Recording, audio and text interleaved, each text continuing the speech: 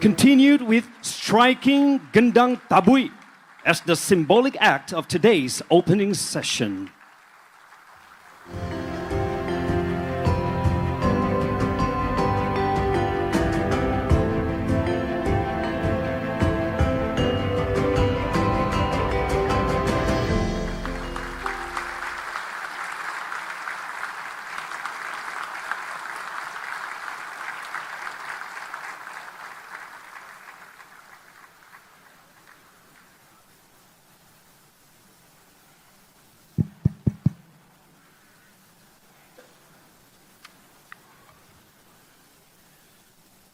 Bismillahirrahmanirrahim. Assalamualaikum warahmatullahi wabarakatuh. Alhamdulillah Rabbil alamin. Wassalatu wassalamu ala asrofil anbiya wal mursalin wa alihi washabihi ajmain amma ba'du. Selamat malam. Salam sejahtera bagi kita sekalian. Yang saya hormati Ketua Majelis Permusyawaratan Rakyat Indonesia, Republik Indonesia, Saudara Ahmad Muzani. Ketua Dewan Perwakilan Rakyat Republik Indonesia, Saudari Puan Maharani. Ketua Dewan Perwakilan Daerah Republik Indonesia, Saudara Sultan Bakhtiar Najamuddin. Wakil Ketua Dewan Perwakilan Rakyat Republik Indonesia, Profesor Sufmi Dasko Ahmad, Saudara Adis Kadir, Saudara Saan Mustafa, Saudara Cucun Ahmad Samsurizal, beserta seluruh anggota DPR RI yang hadir, para ketua dan wakil ketua delegasi parlemen anggota Parliamentary Union of the OIC Member States, PUIC. President of the National Assembly of Ivory Coast, His Excellency Mr. Adama Bictogo.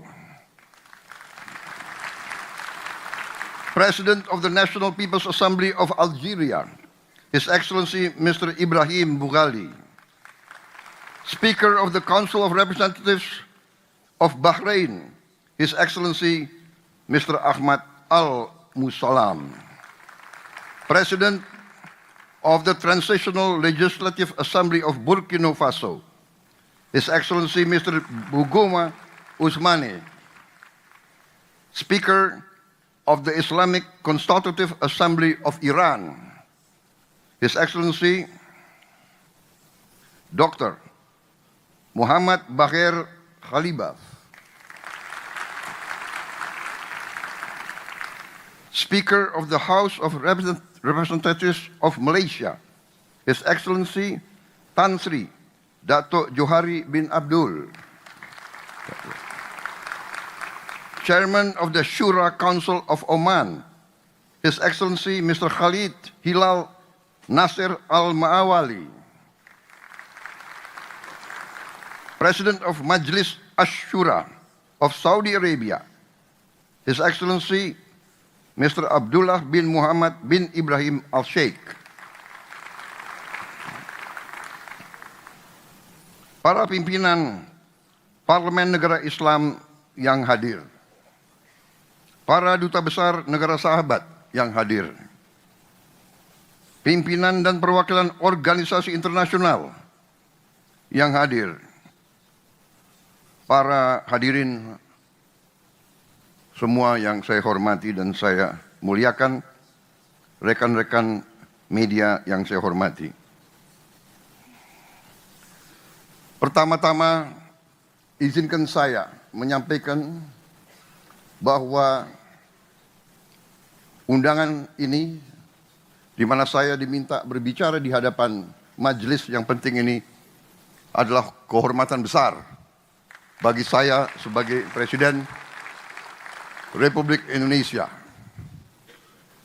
Hari ini saya berbicara dengan wakil-wakil dari seperempat manusia yang ada di bumi ini.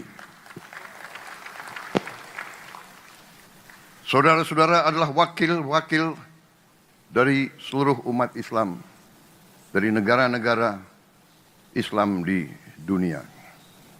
Karena itu, ini adalah kehormatan yang sangat baik bagi saya. Terima kasih atas kehormatan ini. Pada hari yang baik ini, di tanah Jakarta yang hangat, saya menyampaikan rasa syukur dan kebanggaan bahwa Indonesia dipercaya menjadi tuan rumah sesi ke-19 Perkumpulan Parlemen Negara-Negara Islam, Parliamentary Union of OIC Member Countries. Sekaligus merayakan peringatan 25 tahun berdirinya organisasi ini. Perkumpulan Parlemen Negara Islam ini lahir dari kesadaran bersama bahwa dunia Islam membutuhkan wadah kebersamaan antara lembaga parlemen dalam menghadapi tantangan global dan untuk membela kepentingan umat Islam dimanapun. Sejak dibentuk pada tahun 1999, Perkumpulan Parlemen Negara-Negara Islam bertekad menjadi jembatan diplomasi parlementer yang memperkuat solidaritas, menyuarakan keadilan, dan menghadirkan solusi-solusi bagi masalah-masalah yang pelik dalam kehidupan global. Dalam hal ini dan dalam dunia yang kini tengah dilanda polarisasi, konflik, saingan antara negara-negara besar,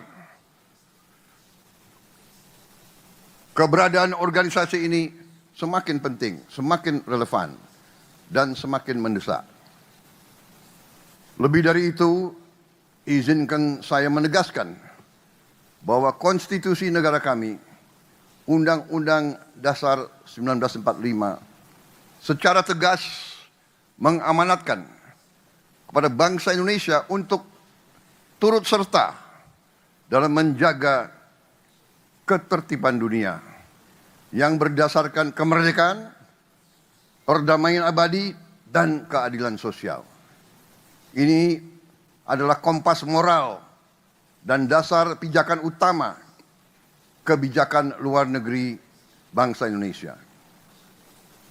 Hadirin sekalian yang saya hormati dan saya muliakan, sebelum kita membahas isu-isu besar yang tengah dihadapi dunia Islam sekarang, saya mengajak kita semua merenungkan kisah dan keteladanan para tokoh besar dalam sejarah Islam.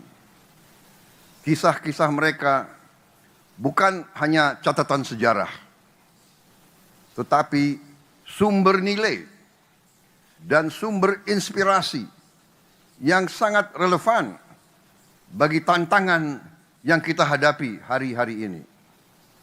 Kita bisa belajar dari keberanian mereka, keteguhan mereka, kecerdasan mereka dalam membela kebenaran, dan keberhasilan mereka dalam membangun peradaban. Salahuddin Al-Ayyubi, penakluk Yerusalem, mengajarkan kita tentang keadilan dan kebesaran hati saat berhasil merebut kota suci dari tentara salib. Ia tidak membalas dendam. Ia bahkan memberi jaminan keamanan bagi musuh-musuhnya. Beliau memberi contoh selalu melindungi yang lemah, selalu melindungi yang tertindas. Di dunia yang masih banyak diliputi kebencian dan kekerasan, keteladanan ini menunjukkan bahwa kekuatan sejati seorang pemimpin adalah kasih sayang, rasa kemanusiaan, dan tekad untuk selalu melindungi yang lemah. Khalid bin Walid, simbol pengabdian total bagi umat Islam. Seorang tokoh militer yang tidak pernah kalah dalam setiap peperangan dan pertempuran yang ia pimpin. Tidak ada satupun pertempuran yang ia kalah. Namun ketika diminta turun dari jabatannya, ia menerima keputusan itu tanpa ragu-ragu dan patuh kepada pemimpin dan kepada umatnya. Keikhlasan ini menunjukkan kepada kita bahwa kekuasaan bukan tujuan, melainkan suatu amanah, suatu pelajaran penting bagi kita semua yang memegang peran kepemimpinan hari ini dimanapun.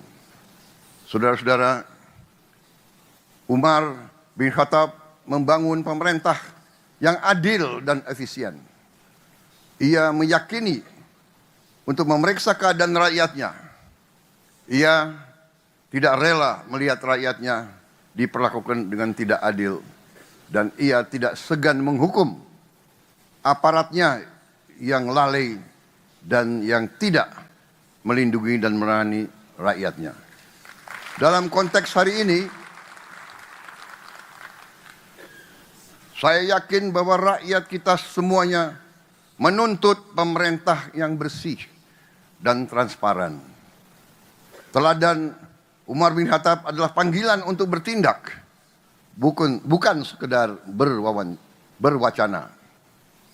Karena itu saya sangat menghormati tema pertemuan ini, yaitu good governance dan strong institutions.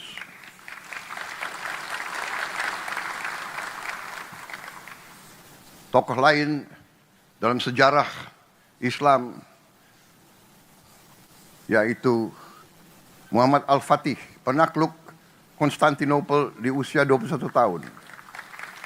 Simbol dari pemimpin yang menggabungkan ilmu pengetahuan, sains, iman, dan visi. Ia mempersiapkan penaklukan bukan hanya dengan kekuatan, tapi dengan teknologi, logistik, dan moral yang tinggi. Ia menunjukkan bahwa pemuda Islam bisa menjadi pemimpin dunia jika dibekali pendidikan dan keyakinan yang benar. Hadirin yang saya muliakan, beberapa hari yang lalu saya mendapat kehormatan berbicara di hadapan parlemen Turkiye di Ankara. Dalam forum itu saya menegaskan kembali komitmen Indonesia, komitmen bangsa Indonesia yang tidak akan pernah surut, tidak akan pernah berhenti dalam membela hak rakyat Palestina untuk merdeka.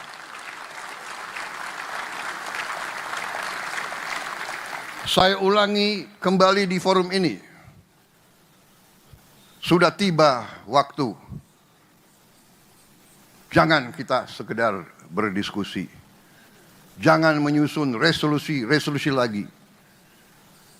Rakyat Palestina terlalu lama menjadi korban. Rakyat Palestina membutuhkan suatu keberpihakan, suatu tindakan yang nyata.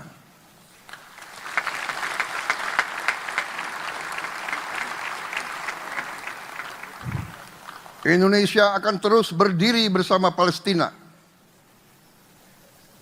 Perjuangan ini akan semakin kuat bila kita, dunia Islam, negara-negara Islam yang mewakili seperempat umat manusia, bisa bersatu. Marilah kita atasi perbedaan kita. Marilah kita atasi kecurigaan kita. Marilah kita atasi rivalitas di antara kita. marilah kita lihat hal-hal yang penting, yaitu keselamatan umat Islam.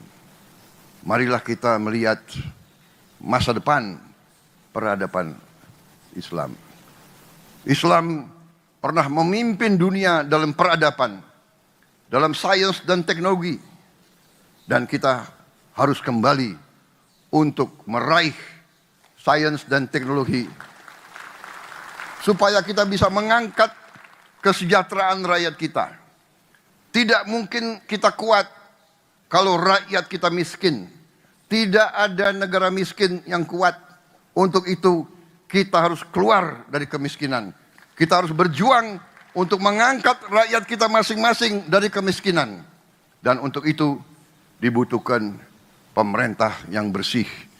Hanya dengan pemerintah yang bersih kita bisa mencapai kemakmuran.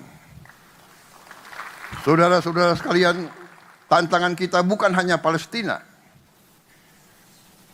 Kita menghadapi tantangan di mana-mana. Sebagaimana saya katakan, tantangan ini merupakan sumber kelemahan, yaitu kemiskinan, kelaparan, korupsi, ketimpangan pendidikan, dan ketidakmampuan mengelola dan menjaga sumber daya kita masing-masing. Karena itu tema pertemuan perkumpulan saudara-saudara tahun ini sangat benar dan sangat strategis. Good governance and strong institutions as pillars of resilience. Tanpa tata kelola yang baik, tanpa lembaga yang kuat, tanpa pemimpin-pemimpin yang jujur, pejabat-pejabat yang mengabdi kepada rakyatnya, negara tak akan pernah memiliki daya tahan, apalagi daya saing. Pemerintah Indonesia saat ini berkomitmen menjalankan beberapa agenda besar, mulai dari reformasi politik dan birokrasi, pembangunan sumber daya manusia, swasembada pangan dan energi, hingga penguasaan ilmu pengetahuan dan teknologi. Karena kami percaya solusi bagi masalah dunia dimulai dari bangsa kita sendiri. Apakah bangsa kita masing-masing berhasil mengatasi masalah internalnya sendiri? Saudara-saudara sekalian, kalau kita tidak bisa mengurus bangsa kita sendiri, bagaimana kita mau membantu umat yang sedang dalam kesusahan? Kalau kita lemah, tidak mungkin kita bisa bantu Palestina. Bahkan suara kita pun tidak akan didengar. Suara kita didengar kalau kita bersatu dan kita kuat. Siang ini, sebelum saya tiba di forum majelis terhormat ini, saya sempat berbincang dengan sahabat saya, Sultan Brunei Darussalam. Kami bersepakat bahwa dunia Islam bisa menjadi solusi bagi dunia. Kita bisa dan kita harus menghadirkan perdamaian dunia. Karena itu, saudara-saudara sekalian, ajaran Islam adalah ajaran perdamaian. Esensi ajaran Islam adalah cinta kasih. Inilah esensi agama kita dan inilah warisan yang harus kita hidupkan kembali di tengah dunia yang sedang kehilangan arah. Tetapi walaupun kita ingin perdamaian, kalau kita lemah, mungkin ada pihak-pihak yang tidak ingin perdamaian.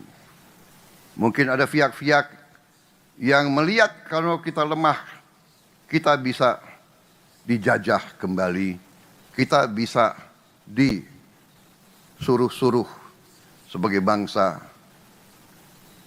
pion, bangsa budak bangsa kacung. Saudara-saudara sekalian, mari kita satukan langkah. Kita hidupkan kembali semangat-semangat tokoh besar kita. Kita buktikan bahwa Islam hadir sebagai rahmat bagi semesta alam.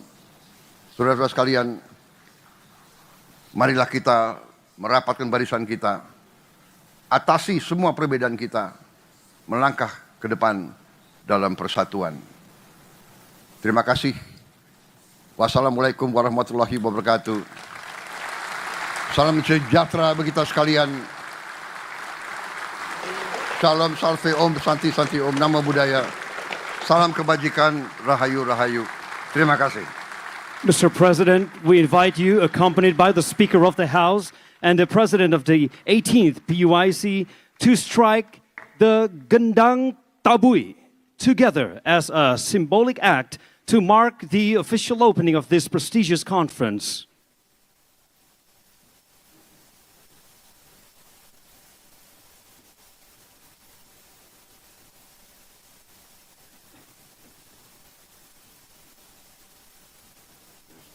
Thank you.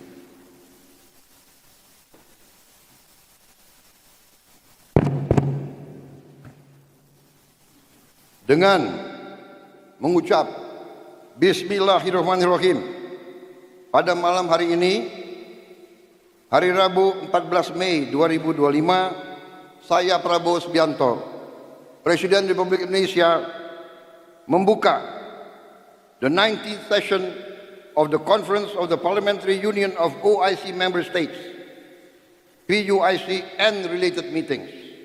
Thank you very much. Good. The 19th session of the Conference of the Parliamentary Union of OIC Member States and related meetings is now officially open.